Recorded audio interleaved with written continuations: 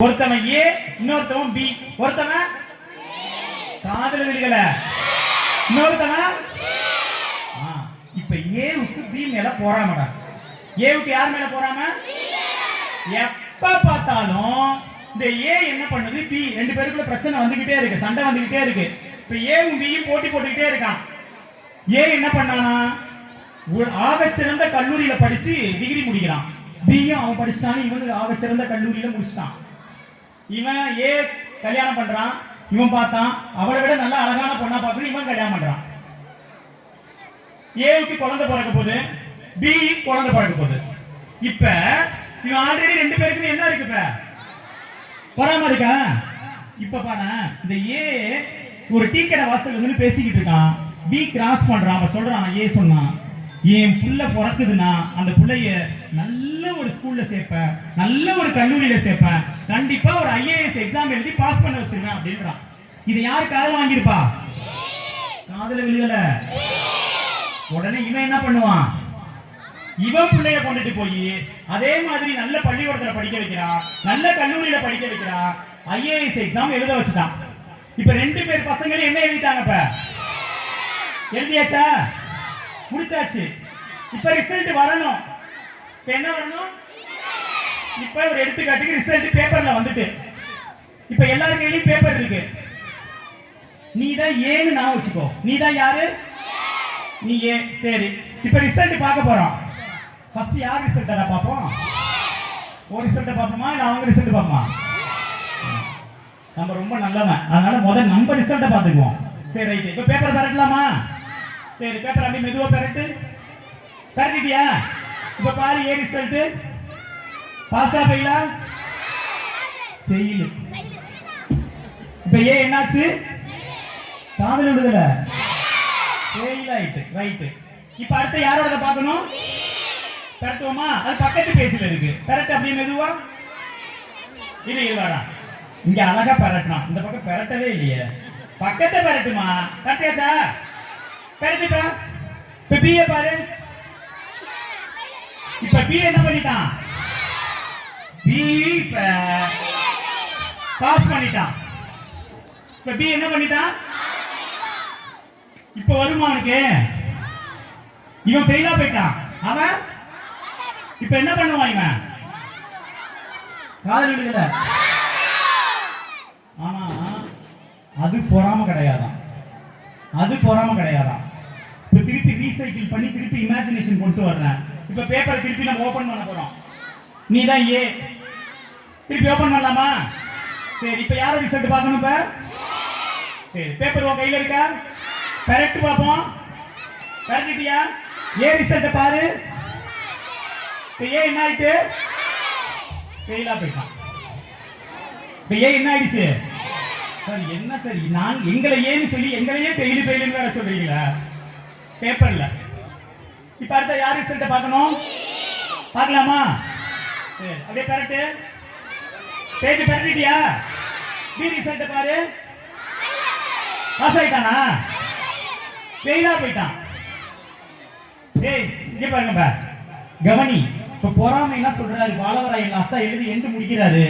பொறாமை என்பது நான் ஃபெயிலா போயிட்டேன், அவன் பாஸ் பண்ணிட்டான் அப்படின்னு நினைக்கிறது பொறாமை கிடையாது, அது ஏக்கம்.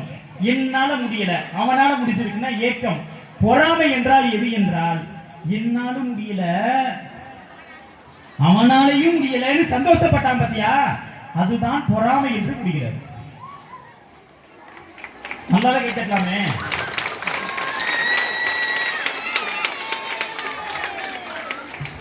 சரி சார், நாங்க படிக்கிறதுல மறந்து போயிடுது சார் அப்படின்னு எத்தனை பேர்லாம் இருக்க, கைத்துக்கு பார்ப்போம். சார் படிக்கிறதுலாம் மறந்து போயிடுது சார். எப்பா எல்லாமே தூக்குற மாதிரி இருக்கு. சரி, கையா இருக்குமா? கையா இருக்கீங்க. இப்ப நான் ஒரு கொஸ்டின் கேட்கிறேன், திருப்பியும் கவனி. இப்ப பெண்மணிகள் சார் நல்லா கவனிக்கிறீங்களா, நான் அந்த ஆண்கள் கவனிக்கிறாங்களான்னு இப்ப பார்க்க போறப்ப. இந்த பாரு, படிக்கிற விஷயத்துல மறந்து போயிடுதுன்னு நினைக்கிறேன்ல, எல்லாரும் மறந்து போயிட்டு நம்ம கிடைக்கிறோம்ல. ஆனா மறதி என்பது எப்படி இருக்கு, நான் மட்டும் ஒரு எக்ஸ்பிளனேஷன் கொடுக்குறேன் பாரு. இங்க உள்ளவங்க எல்லாரும் சைக்கிள் ஓட்ட தெரியுமா? எத்தனை பேர் எல்லாம் ஓட்டுவா? எல்லாம் சைக்கிள் ஓட்ட. வெரி குட், கையா இருக்கு. சரி, இப்ப என்ன பண்றேன், எல்லாரும் சைக்கிள்ல வந்திருக்கேன்னு வச்சுக்கோ. இப்ப உங்க தலைமை ஆசிரியர்கிட்ட சொல்லி எல்லாரும் சைக்கிளையும் புடுங்கி ரூம்ல போட்டு அடைச்சிட்டு எல்லாம் வெளில போங்கன்னு அனுப்பி விட்டுட்டு 6 மாசம் இல்ல 1 வருஷம் கழிச்சு உங்களை எல்லாம் வர சொல்லி வரிசையா இந்த சைக்கிளை கொடுத்தா வீட்டுக்கு போகும்போது சைக்கிளை என்ன பண்ணிட்டு போவ? ஓட்டிட்டு போவியா? மறந்து போயிருப்பிய? மறக்க மாட்டியா? ஏன் மறக்க மாட்ட? புரியல, ஏன் மறக்க மாட்ட? நான் சொல்றேன், ஏன் மறக்க மாட்டேன் தெரியுமா? மறக்க மாட்டேன், போகும்போது சைக்கிள் ஓட்டிட்டு தான் போவேன். ஏன் மறக்க மாட்டேன்னா, எந்த ஒரு விஷயத்தை நான் ஆர்வத்தோடு கற்றுக்கொள்கிறேனோ அந்த விஷயம் என்னுடைய மனதில் இருந்து போகாது. நீ படிக்கிறப்பயே புக்கை ஓபன் பண்ணி வச்சுக்கிட்டு என்ன பண்ற? புக்கை ஓபன் பண்ணி வச்சுக்கிட்டு என்ன பண்ற? அம்மா சொன்னீங்களேன்னு படிக்கிறோம், வாத்தியார் சொன்னாங்களான்னு படிக்கிறோம். புரியுதா? இப்படியே நான் வாத்தியார்னு சொன்னா ஒரு விஷயத்தை சொல்லிடுறாரு. அந்த வாத்தியார் சார் படத்துல எல்லாம் அந்த பாட்டு ஒண்ணு வந்திருக்கு, வாத்தி கம்மிங். ஆனா அவனுக்கே தெரியாது ஏன் இது வாத்தின்னு வச்சோன்னு. ஆக்சுவலா வாத்தி அப்படின்னா மகா உபாத்தியாயர், மிகச்சிறந்த பேராசிரியர் அப்படின்ற பொருள் அந்த காலத்துல பயன்படுத்திருக்காங்க. மகா உபாத்தியாயர் என்ற சொல்லு, அந்த உபாத்தியாயர் சொல்லுல இருந்து உருவப்பட்ட சொல்லுதான் வாத்தியார். ஆனா அந்த வாத்தி கம்மிங் பாடல் வச்சவனுக்கு ஏன் இந்த பொருள்னு தெரியாது. சரி ரைட், நம்ம இங்கே வந்துருவோம். இப்ப புரியுதா? அப்படி எந்த ஒரு விஷயத்தையும் எப்படி படிக்கணும்?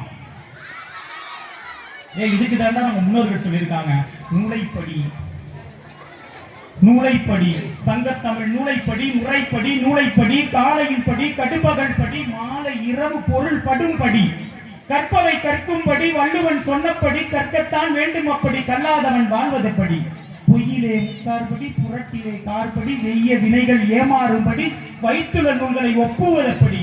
லாஸ்டா சொல்றாரு பாரு, தொடங்கையில் வருந்தும்படி. நீ எதையுமே ஆரம்பிக்கும் போது கஷ்டமா தான் இருக்கும், தொடங்கையில் வருந்தும்படி, இருப்பினும் ஊன்றிப்படி, அடங்கா இன்ப மறுபடி ஆகும் என்று ஆன்றோர் சொற்படி என்று படித்து படித்து இந்த தேசத்தை நாம் நிலைநிறுத்த சென்று கொண்டிருக்க நம்முடைய மாணவர்களுக்கு எனது நிறைவான பேச்சை முடித்துக் கொள்கிறேன். ஏன்னா எப்பயுமே எனக்கு ஒரு சந்தோஷம் என்ன தெரியுமா, நான் பேச ஆரம்பிச்சோன்னு கவனிக்க ஆரம்பிச்சிட்டேன். எனக்கு நான் இங்க பாத்துக்கிட்டு இருக்கும் போது யோசிச்சேன், பக்கத்துல கூட புலம்பிக்கிட்டு இருந்தேன். உண்மையாகவே சிறந்த மாணவர்கள் நீங்கள். உங்களுக்கு தேவையான விஷயத்தை போட்டு மனசுக்குள்ள பதிவு பண்ணிக்கிறல்ல, மிகச்சிறந்த மாணவர்கள். உங்களுடைய திறமையை வெளிக்கொண்டு வருவதற்கு இங்கே ஊர் பெரியோர்கள் காத்துக் கொண்டிருக்கிறார்கள். உங்களுடைய திறமை மேலும் மேலும் வளர்ந்து இந்த பள்ளி மிகச்சிறந்த பள்ளியாக வளர வேண்டும் என்று இறைவனை வேண்டி விடைபெறுகிறேன். நன்றி, வணக்கம்.